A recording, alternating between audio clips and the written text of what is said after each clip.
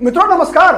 मणिपुर एक ऐसा राज्य दोस्तों जहां भारतीय जनता पार्टी पहली बार 2022 में अपने बलबूते पर पूर्ण बहुमत की सरकार बनाने में कामयाब हुई थी।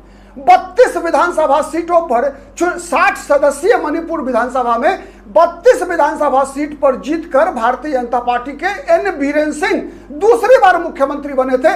इससे पहले 2017 में जब भारतीय जनता पार्टी की सरकार बनी थी दोस्तों, तो भारतीय जनता पार्टी मात्र 21 विधानसभा सीट जीतने में कामयाब हुई थी और भारतीय जनता पार्टी के बजाय कांग्रेस सिंगल लार्जेस्ट पार्टी थी। लेकिन भारतीय जनता पार्टी ने वहां पर एनपीएफ नेशनल पीपुल्स फ्रंट और निर्दलीय सहयोगी विधायकों के साथ मिलकर 2017 में भारतीय जनता पार्टी ने सरकार बनाया था। लेकिन 2022 में अपने बलबूते पर भारतीय जनता पार्टी की सरकार बनी थी।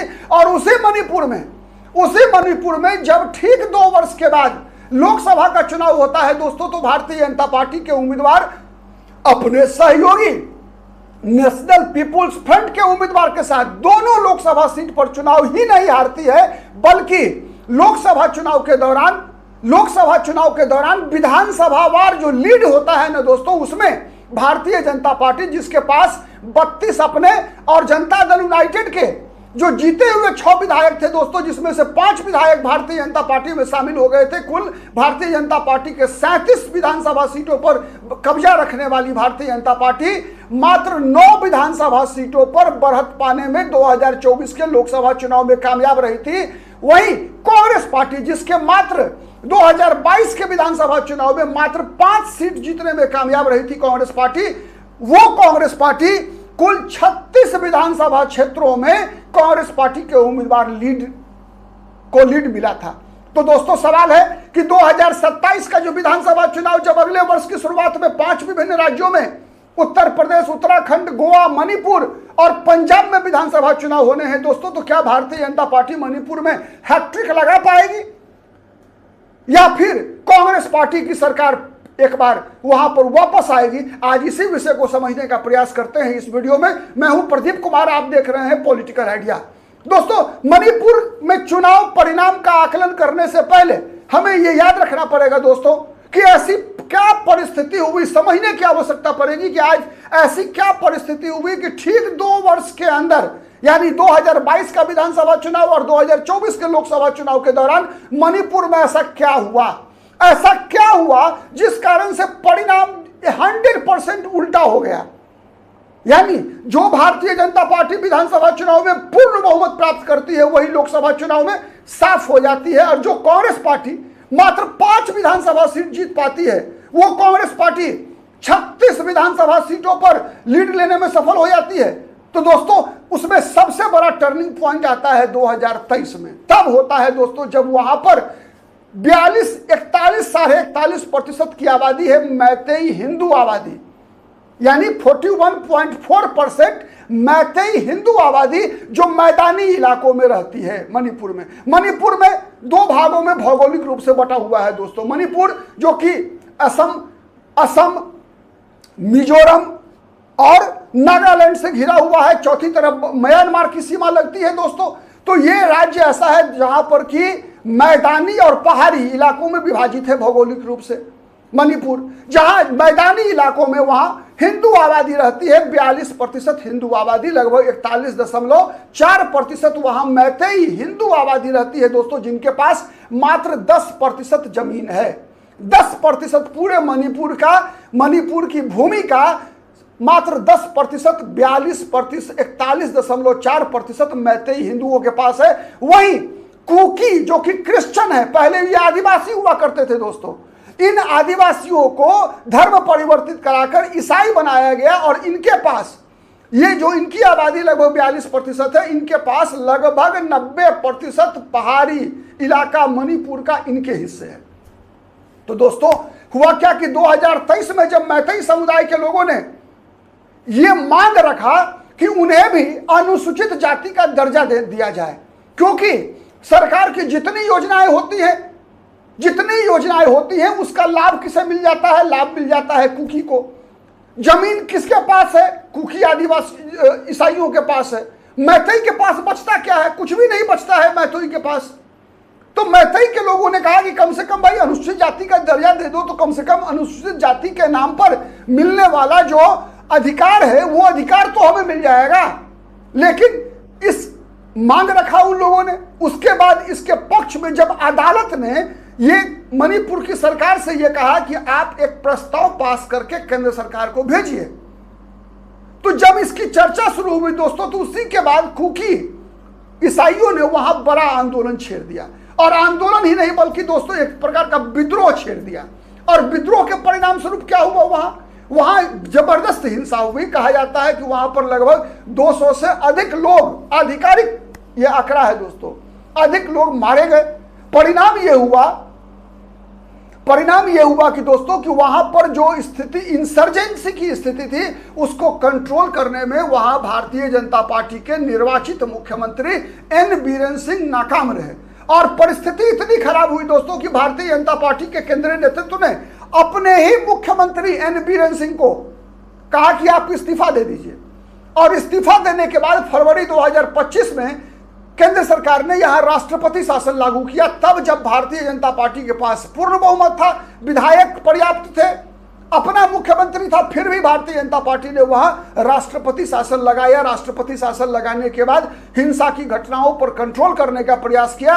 और कंट्रोल करने के प्रयास के बाद फरवरी 2026 में फिर से भारतीय जनता पार्टी ने वहां विधानसभा को अस्तित्व में लाकर एक नई सरकार योमनाम खेमचंद सिंह के नेतृत्व में बीजेपी ने बनाया। अब इस योमनाम खेमचंद सिंह लगातार प्रयास कर रहे हैं कि अविश्वास की जो खाई, उस खाई को पाटा जा सके। लेकिन दोस्तों वहां अविश्वास की खाई से बड़ी खाई बीजेपी के लिए बड़ी चुनौती है। बीजेपी की जहां तक सरकार बनने का सवाल है, सरकार बनने के लिए सबसे बड़ी चुनौती क्या है बीजेपी के लिए? एक तरफ कुआं, दूसरी तरफ खाई है। अगर भारतीय जनता पार्टी मैथई समुदाय की मांग को मान लेती है, अगर कि उनको अनुसूचित जाति का दर्जा दे दिया जाए, तो फिर इस बात को कुकी किसी भी कीमत पर स्वीकार नहीं करेंगे। किसी भी कीमत पर कुकी इस बात को स्वीकार नहीं करेंगे। और वही दूसरी तरफ अगर भारतीय जनता पार्टी इनकी मांग को अस्वीकार कर देती है अगर, तो भारतीय जनता पार्टी का जो मैथई, जो भारतीय जनता पार्टी के पारंपरिक वोट बैंक है, वो भारतीय जनता पार्टी पर धोखा देने का आरोप लगाएंगे, भारतीय जनता पार्टी से ठगे हुए महसूस किए जाएंगे। क्योंकि मैथई आबादी जो है मणिपुर की, ये हिंदू आबादी है और भारतीय जनता पार्टी के साथ लगातार रहने वाली आबादी है। दोस्तों मणिपुर की असली संकट जो है इन आंकड़ों में छुपी हुई है। आंकड़े क्या कहते हैं दोस्तों? आंकड़े कहते हैं कि 1961 की जब जनगणना हुई थी, उन दिनों वहां ईसाई आबादी मात्र 19% हुआ करती थी और हिंदू आबादी 62% हुआ करती थी। लेकिन 2011 की जनगणना में जो ईसाई आबादी 19% थी दोस्तों, अब वो बढ़कर 41.3% हो गई। वहीं हिंदू आबादी 62% से घटकर 41.4% रह गई। ये 2011 का आंकड़ा कहता है दोस्तों। जब 2027 का आंकड़ा आएगा तब क्या स्थिति होगी कहना मुश्किल है। तो असली कारण यहां भी छुपा हुआ है दोस्तों। और वही संकट, जो संकट भारतीय जनता पार्टी के साथ मैंने बताया कि भारतीय जनता पार्टी के पास मैथई का समर्थन है, कांग्रेस के पास कुकी ईसाइयों का समर्थन है। कांग्रेस को मैथई वहां देखना नहीं चाहते, मैथई का वोट नहीं मिलेगा। चूंकि कारण है वहां स्पष्ट रूप से जनसंख्या दो भागों में विभाजित है। तो इसीलिए मणिपुर का फैसला आप कह सकते हैं कि नाइदर कांग्रेस नॉर बीजेपी और कांग्रेस, वहां पर आप कह सकते हैं कि लगभग जैसे अगर एक आंकड़े के आधार पर कहूं, एक मोटे तौर पर समझाने के लिए उदाहरण दूं दोस्तों, तो जैसे 41-41 तो 40% की हैसियत भारतीय जनता पार्टी और कांग्रेस पार्टी की होगी।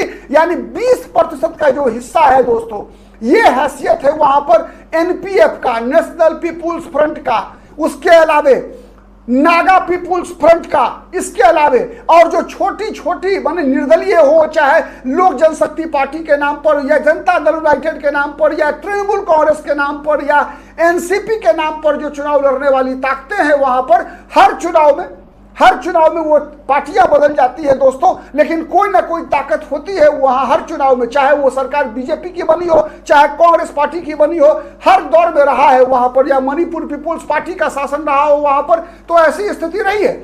तो असली खेल खिलाड़ी वही लोग होंगे दोस्तों। अब उनका समर्थन चुनाव से पहले और चुनाव के बाद किसके हिस्से में आता है, उस पर निर्भर करेगा दोस्तों कि 2024 लोकसभा चुनाव का जो परिणाम था, विधानसभा वार कि कांग्रेस पार्टी के पक्ष में 36, भारतीय जनता पार्टी के पक्ष में मात्र 9, या फिर 2022 विधानसभा चुनाव का परिणाम भारतीय जनता पार्टी के पक्ष में 32, कांग्रेस पार्टी के पक्ष में 9, या फिर 2017 विधानसभा चुनाव का परिणाम जब भारतीय जनता पार्टी के पक्ष में 21, कांग्रेस पार्टी के पक्ष में 28 विधायक हुआ करते थे, लेकिन सरकार बीजेपी की बनी थी इसलिए कि ये एनपीएफ का समर्थन बीजेपी के साथ था। तो ऐसी कौन सी परिस्थिति पैदा होगी दोस्तों, तीनों में से कौन सा समीकरण बनेगा या फिर कोई चौथा प्रयोग होगा, आने वाला वक्त बताएगा। लेकिन एक बात तय है दोस्तों कि सरकार बनाने से बड़ी बात है कि मणिपुर को कैसे रास्ते पर लाया जाए, क्योंकि जहां एक तरफ अरे हैं कि उनको अलग टेरिटोरियल स्टेट, चाहे वो केंद्र शासित प्रदेश ही क्यों ना हो, वो मिल जाए। मैतई अड़ी हुई है कि नहीं, उनको जो है अनुसूचित जाति का दर्जा भी चाहिए, साथ साथ उनका मानना है कि उनके साथ जो भेदभाव हो रहा है उसका कोई सम्मानजनक समाधान निकलना चाहिए। ऐसा असमानता नहीं हो कि 40-42% आबादी के पास 10% भूमि है, उसके पास नौकरियां कम है, उसके पास साधन कम है, ठीक है, लेकिन वहीं जो पूरा पहाड़ जो है, जो 90% भूमि है, उस पर एक समुदाय विशेष का पूरा आधिपत्य है। तो इस आधिपत्य को समाप्त करने के लिए जो संघर्ष है, उस संघर्ष से ही चुनाव परिणाम की संभावना भी निकल कर आती है। तो दोस्तों इंतजार रहेगा मणिपुर के विधानसभा चुनाव का परिणाम का, लेकिन उससे पहले इंतजार रहेगा आपके कमेंट का। आप बताइए कमेंट करके कि आपकी नजर में किस पार्टी की सरकार बनती हुई मणिपुर में आप देख रहे हैं। आज के लिए इतना ही, फिर मुलाकात होगी किसी अन्य मुद्दे पर, तब तक के लिए नमस्कार।